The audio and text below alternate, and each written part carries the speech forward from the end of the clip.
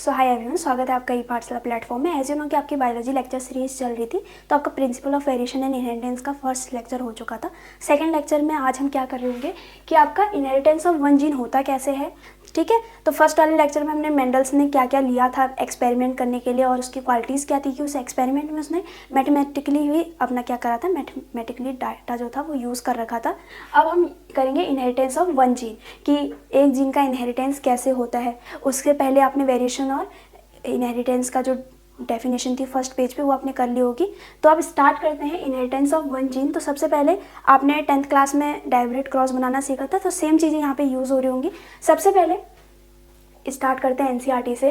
Late us take the example of one such hybridization experiment carried out by Mendel where he crossed a tall and dwarf pea plant to study the inheritance of one gene. मतलब किसको cross कराया, toll और dwarf pea plant को। सबसे पहले उसने collect किए थे the seed produce as a result of this cross and grew them generate plant to the first hybrid generation. अब उसने मतलब पहले टॉल और ड्वार्फ प्लांट को क्रॉस कराया, उसके बाद सीड को लिया फर्स्ट जनरेशन बनाने के लिए। तो जो फर्स्ट जनरेशन बनी होगी उसको हम प्रोजेनी बोलेंगे या फिर हम फीलियल प्रोजेनी बोलते हैं। मतलब आप अगर आप यूज़ करोगे तो आप क्या यूज़ करोगे, F1 प्रोजेनी या F1 जनरेशन, तो उसको हम क्या बोलते हैं, F का मतलब फीलियल प्रोजेनी होगा। ठीक है, उसके बाद तो जब आपने टॉल एंड ड्वार्फ प्लांट को क्रॉस कराया, उसके बाद जो सीड बने उनसे न्यू प्लांट बनाया, जो new generation I, Mendel observe that all the F1 progeny plant were toll like one of its parents. मतलब जब उसने क्रॉस कराया था तो किसके बीच में कराया था, पहले टॉल एंड ड्वार्फ के बीच में। तो जो F1 जनरेशन आई उसमें सारे प्लांट कैसे बने, टॉल।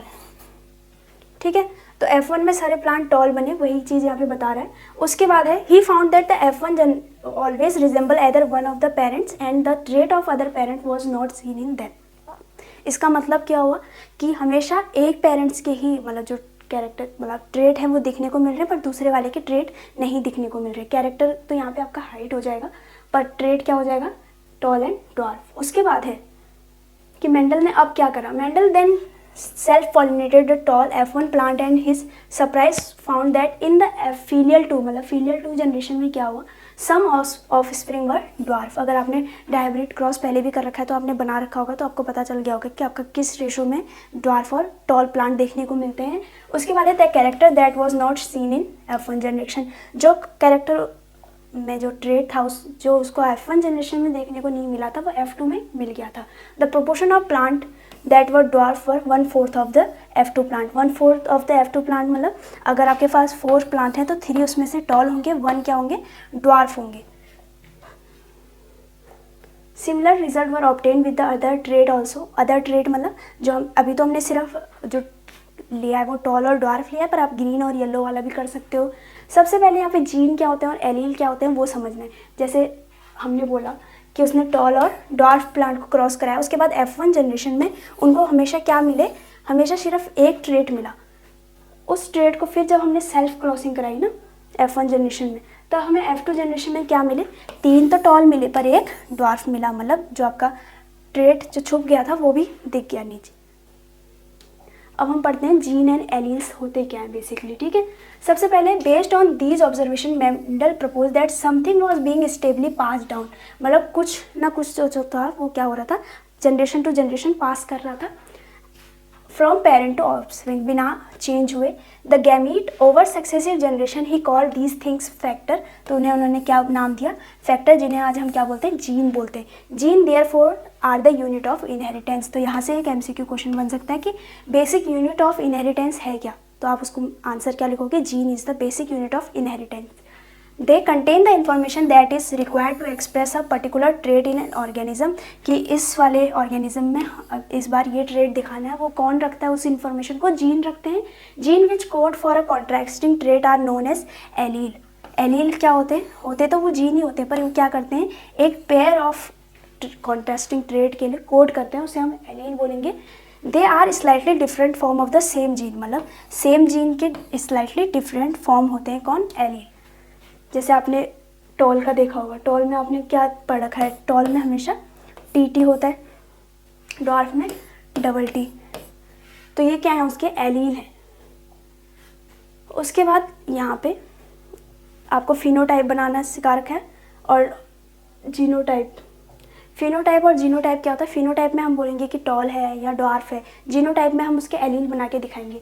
जैसे यहाँ पे है, for example in case of character of height, T is use for tall trait and T is use for dwarf trait. तो यहाँ पे टी और टी क्या है? एलील है, किसके लिए? ईच अदर के लिए। Hence in plant the pair of allele for height would be T T and small T. अब यहाँ पे डोमिनेंट कौन होगा वो आपको पता है कि यहाँ पे क्या होगा? टॉल आएगा हमेशा, यहाँ पे डॉर्फ आएगा। Mendel also propose that in a true breeding tall और dwarf pea variety the allelic pair of gene for height are identical homozygous. True plant मतलब ट्रू ब्रीड में क्या होगा? हमेशा होमोजाइगस कंडीशन होगी। तो आप क्या करोगे? होमोजाइगस कंडीशन यहाँ पे है तो आपके पास क्या आएगा? टॉल प्लांट, होमोजाइगस कंडीशन, मतलब ट्रू प्लांट देखने को मिलेगा आपको। उसके बाद है capital T and small T R called the genotype. इन्हें हम क्या बोलते हैं? जीनोटाइप। अब उसको हम डिस्क्राइब करेंगे कि ये टॉल प्लांट देगा या ये डॉर्फ प्लांट देगा, उसको हम क्या बोलते हैं? फिनोटाइप। तो जीनोटाइप और फिनोटाइप आपका क्लियर हो गया होगा। उसके बाद यहाँ पे रिसेसिव और डोमिनेंट के बारे में बता रखा है, तो होप आपको रिसेसिव का पता होगा और डोमिनेंट का पता होगा, क्योंकि 10th क्लास में आपको बता दिया गया होगा कि जो फैक्टर अपने आप को किसी भी कंडीशन में दिखाए उसको हम डोमिनेंट बोलेंगे, पर रिसेसिव कब दिखाएगा अपने आप को? जब वो रिसेसिव के बीच में ही होगा, तब वो अपने आप को दिखा सकते हैं, मतलब वहाँ पे कोई डोमिनेंट प्रेजेंट ना हो, इस वजह से। उसके बाद यहाँ पे मोनोहाइब्रिड क्रॉस है। मोनोहाइब्रिड क्रॉस, ठीक है, मोनोहाइब्रिड क्रॉस हमने कर रखा है 10th में। एक बार और देख लेते हैं मोनोहाइब्रिड क्रॉस में हमें करना क्या है। मोनोहाइब्रिड क्रॉस में हमें पेरेंट्स तो लेने हैं टॉल और ड्वार्फ। टॉल और ड्वार्फ से हमें पहले गैमीट बनाने पड़ेंगे, जैसे कि यहाँ पे बना रखा है, ठीक है। तो ये टॉल और ड्वार्फ जो हो गए, ये क्या हो गया? आपके पेरेंट्स हो गए।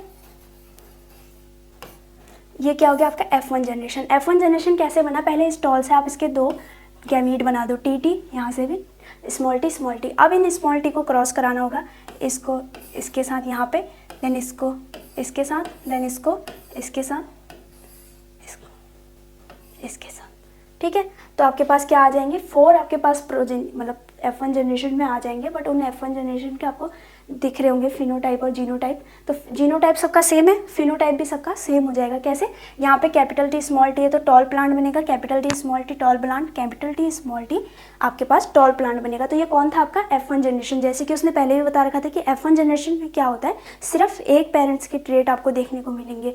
उसके बाद दोबारा हम क्या करेंगे? F1 जनरेशन की जब सेल्फिंग कराते हैं तब F2 जनरेशन में क्या आता है? तो F2 जनरेशन की मतलब जब बनेगा तो हमें F1 जनरेशन की सेल्फिंग करानी पड़ेगी। यहाँ पे भी हमें गैमीट बनाने पड़ेंगे, T और T, ये वाला स्मॉल टी, ये वाला कैपिटल, इसमें से भी कैपिटल और स्मॉल। अब इनको हम सेल्फिंग करेंगे तो ये वाला T इस तरफ, ये इसका, देन ये और ये और ये, ठीक है।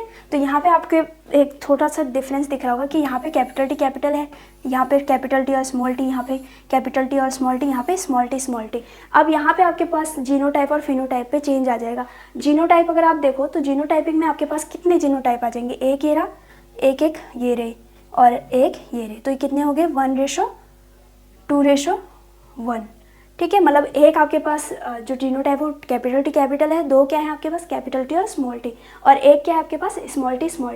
तो ये क्या हो गया आपके जीनोटाइप। फिनोटाइप यहाँ पे क्या होगा? हमेशा आपने कर रखा भी होगा कि अगर कैपिटल टी और स्मॉल टी साथ में है तो कौन दिखाएगा अपने आप को? डोमिनेंट ट्रेट हमेशा दिखाएगा।